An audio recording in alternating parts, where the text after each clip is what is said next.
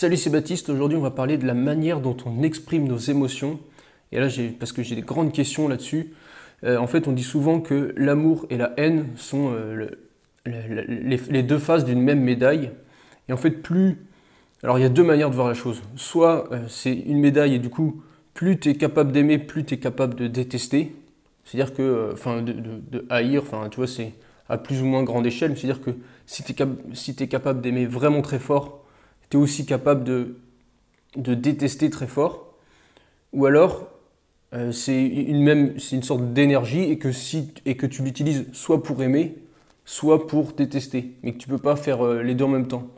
Donc, donc soit en même temps tu aimes des personnes très fort et tu en détestes d'autres très fort, ou soit tu choisis euh, soit tu choisis si tu aimes ou si tu détestes. Mais si tu le fais, bah tu le feras, tu aimeras autant quelqu'un que si tu choisis de détester, et bah tu vas le détester autant. Et en fait, dans les deux cas, donc ça m'est venu, tu vois, à l'esprit là. J'ai remarqué que moi, en fait, j'étais pas capable de ni l'un ni l'autre. C'est-à-dire que ça soit un choix à faire entre aimer ou détester, ou que ça soit possible les deux en même temps, mais sur des personnes différentes, bah, j'ai remarqué que moi, en fait, j'étais pas capable de ni l'un ni l'autre. C'est-à-dire que il y a personne que je déteste et il y a personne que j'aime beaucoup. Enfin, c'est assez choquant de voir ça comme ça, mais c'est comme si euh, cette capacité-là, je l'avais réduit afin de ne pas pouvoir détester les gens, mais du coup, je me suis en même temps privé de pouvoir aimer. Enfin, c'est un peu compliqué. Alors, c'est pas l'amour, tu vois, genre juste de couple, machin, c'est vraiment dans tous les domaines. C'est-à-dire que je suis vraiment passé en mode analytique et je cherche sans arrêt à comprendre et tout, mais je suis plus dans l'émotion, dans le. En fait, je crois que je perds ou j'ai perdu une grande partie de ma capacité à ressentir les émotions, l'empathie en fait finalement. Et en fait, ça, c'est quelque chose qui m'inquiète beaucoup parce que finalement, pour être vraiment humain, tu vois, c'est de ressentir des émotions, de partager des expériences et tout. Et j'ai l'impression que dans n'importe quelle situation, je suis déconnecté en fait. Je suis en train d'analyser ce qui se passe, je suis pas en train de le vivre réellement, quoi. Que ce soit dans n'importe quel domaine. Et ça, c'est en fait, c'est quelque chose qui m'inquiète un peu. Et c'est pour ça que j'ai envie de t'en parler, parce que peut-être tu as des solutions, tu as une manière de voir la chose. Déjà sur la question du début, est-ce que tu penses que on peut aimer en même temps et détester d'autres personnes assez fort? Et en fait, si tu as une grande médaille, c'est-à-dire que tu peux détester, haïr des gens et aimer d'autres très fort. Et si tu as une petite médaille, bah, tu peux aimer ou être énervé sur des gens, mais sans plus, quoi. Et en fait, on voit ça par exemple avec les stars. Je pense à Johnny Hallyday, enfin, tu sais, au moment de la mort et tout, ça a beaucoup parlé. Et en fait, tu as des gens qui sont hyper fans, voilà, toute leur vie est dédiée, qui ont de leur maison, ils ont des posters, des bijoux, des trucs partout. Et t'en as qui détestent parce que voilà, c'est machin, ils sont jaloux et tout. Donc la haine, elle s'exprime sous forme de jalousie, sous forme de reproche et tout, sous forme de il est riche, machin. Et donc cette personne-là, bah, Johnny Hallyday, tu vois, c'est soit tu l'adores beaucoup, ou soit tu la détestes, mais il n'y a personne qui dit ouais, je m'en fous, quoi. Enfin, moi, si. Enfin, moi, c'est un peu ça. Je me dis, bon, ok, c'est. Mais par exemple, tu prends une personne lambda dans la rue, eh ben, tu n'as aucune raison de la détester, tu n'as aucune raison de l'aimer, tu t'en fous, quoi. Et ben, moi, ça fait un peu ça avec tout le monde. Enfin, tout le monde, enfin, c'est assez compliqué. C'est comme si j'avais. Ouais, je pouvais plus ressentir des émotions hyper fortes, même avec des proches, quoi. C'est ouf. C'est-à-dire que par exemple, pour dire je t'aime, tu vois, enfin, c'est assez simple. Normalement, tu vois la personne, bah, tu dis juste je t'aime, tu vois. Et en général, bah, la personne elle sourit, les deux se mettent à sourire, on se prend dans les bras, et puis voilà. Donc ça, c'est la théorie. Mais quand tu dois le faire en vrai, tu vois, dire je t'aime à quelqu'un, que ça soit de la famille, que ça soit, je sais pas, la personne avec qui tu es en couple, que ça soit des amis, trucs comme ça, enfin, tu sais, je t'aime, c'est un truc, enfin, voilà, je sais pas, tes parents, bah, tu les aimes, tu vois, ça me semble logique. Mais quand il faut le dire, tu vas l'exprimer, ce truc-là, moi, j'arrive pas. Il y a des fois, je suis resté, mais j'ai essayé. Il y a eu 10, 15 moments où j'aurais pu le dire. Et c'est jamais sorti. J'arrive pas à le dire, quoi. Et ça, en fait, ça prouve que j'arrive plus, tu vois, à me connecter, enfin, à me joindre aux gens, tu vois. Je suis pas capable de dire un truc comme ça. Je sais pas comment expliquer. Et en fait, pour toutes les dépendances, la manière d'en sortir, une des manières qui est indispensable, une étape indispensable pour en sortir, c'est de créer du lien social avec des personnes dans un autre domaine que celle de la dépendance. Par exemple, typiquement, tu es avec des fumeurs, bah, c'est de créer des liens avec des gens qui ne fument pas. Et ça, c'est une étape indispensable parce que tu ne peux pas rester tout seul hors de ta dépendance. Je suis en train de lire un bouquin là sur la dépendance, tu vois, qui est là. Et en fait, c'est une étape indispensable. Les alcooliques anonymes, ça permet aux gens de se retrouver entre eux, de parler de leurs problèmes et tu vois, de créer des liens autres que le lien avec l'alcool, de combler, de pouvoir exprimer quelque chose. Et c'est prouvé que ça fonctionne.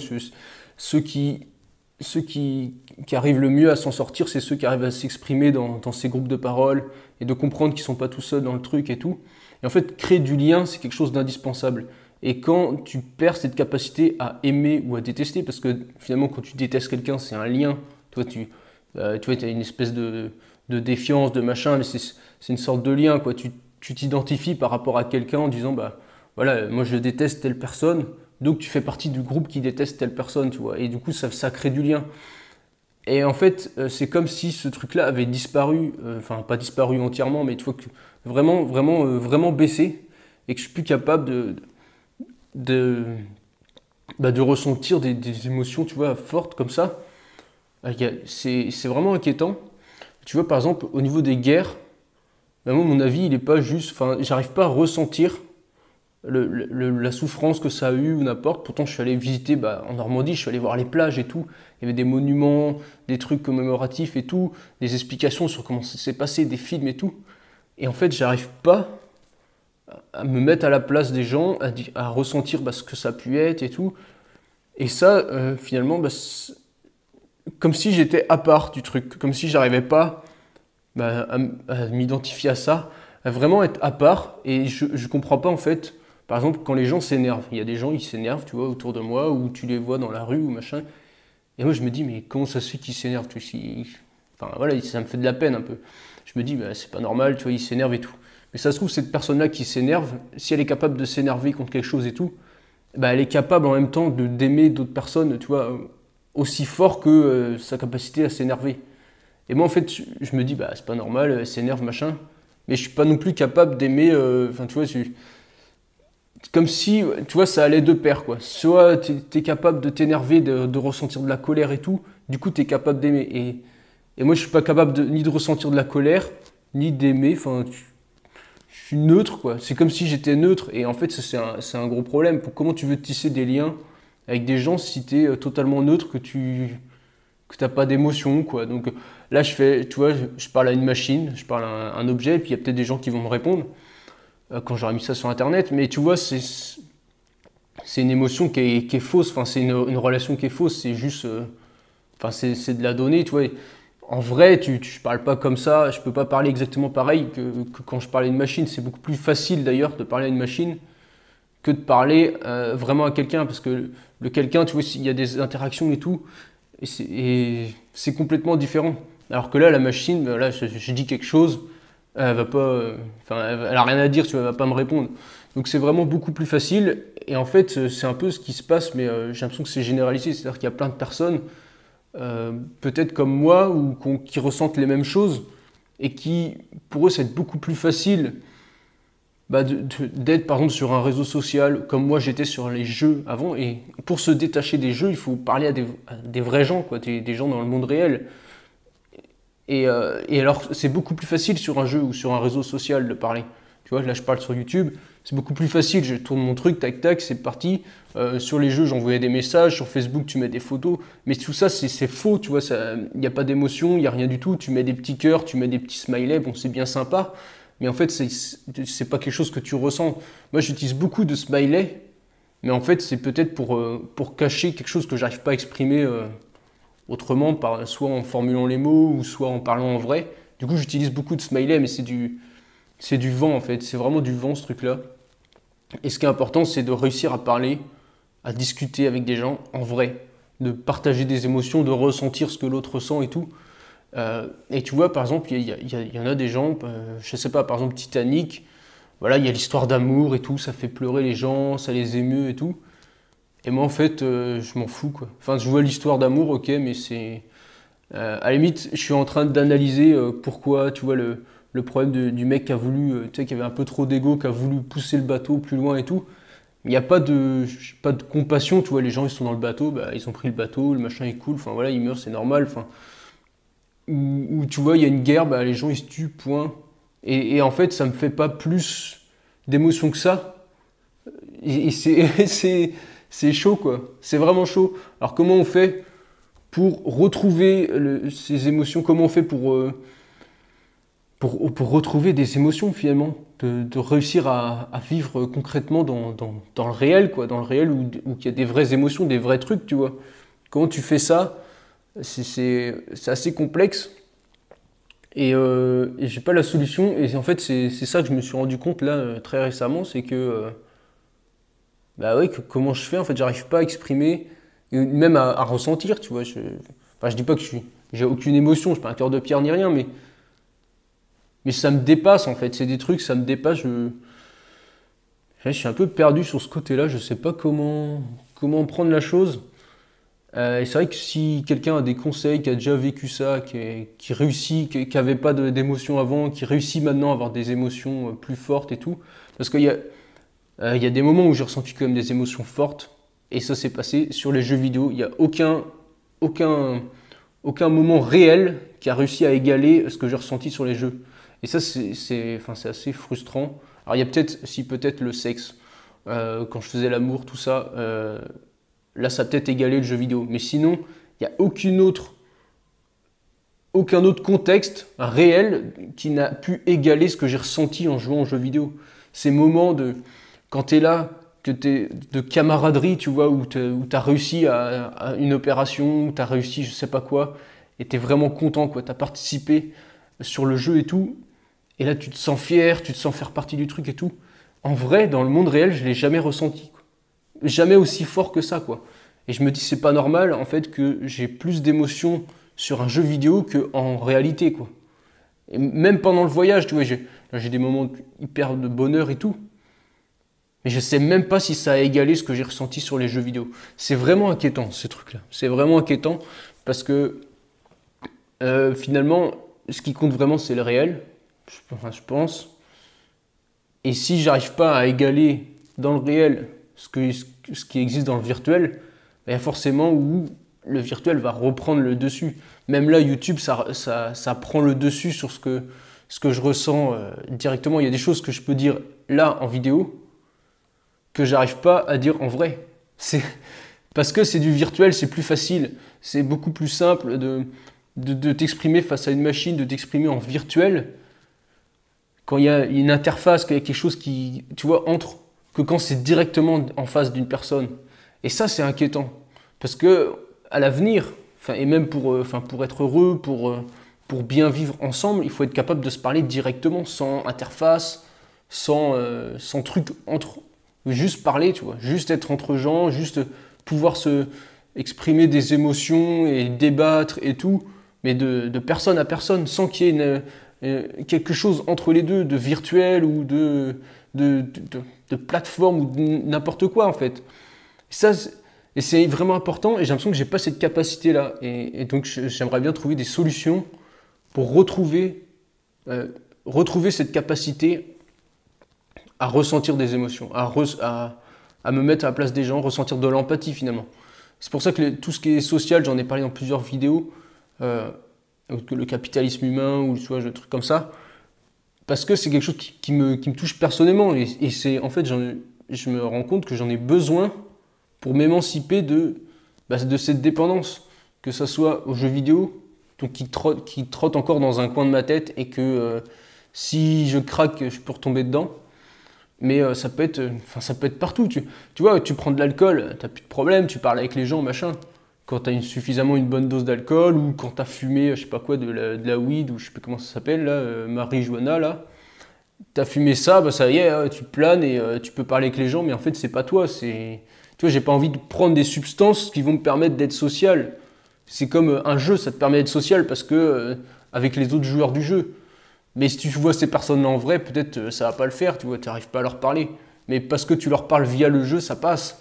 Et ça marche avec tout, ça marche avec les réseaux sociaux, ça marche avec...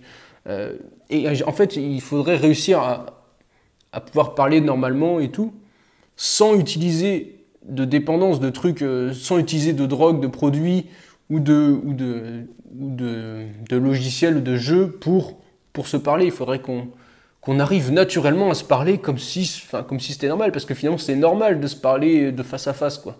Ça devrait être normal. Et donc voilà.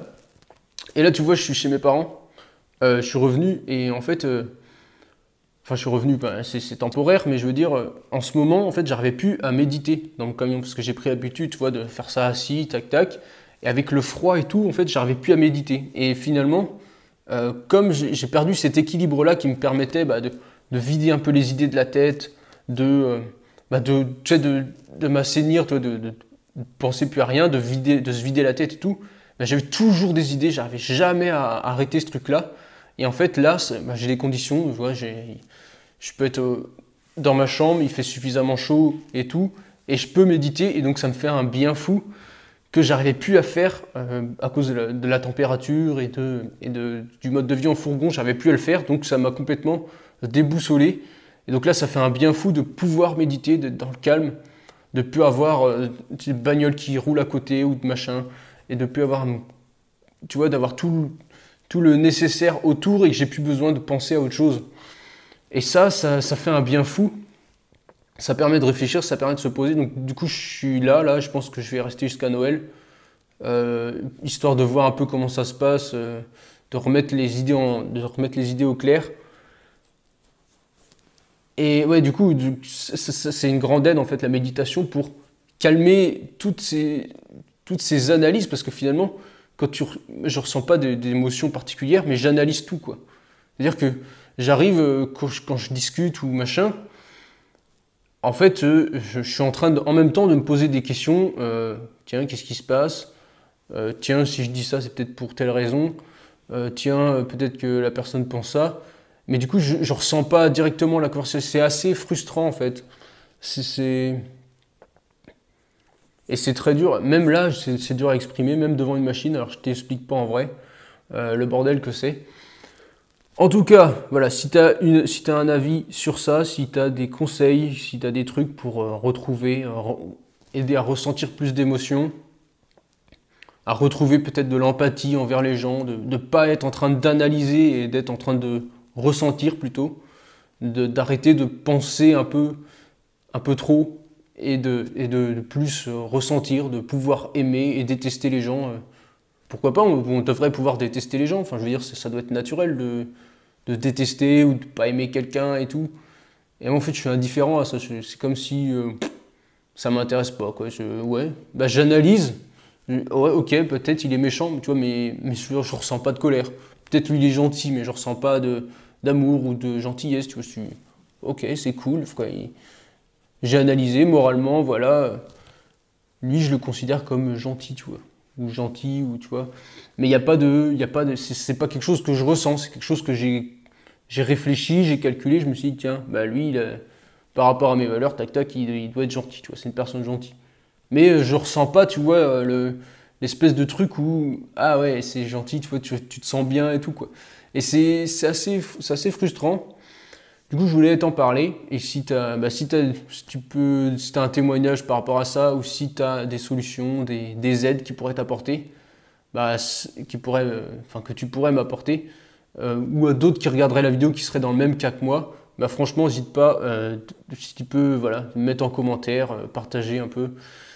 Et puis, on se dit à bientôt. En attendant, amuse-toi bien. Et puis à bientôt pour une prochaine vidéo. Salut!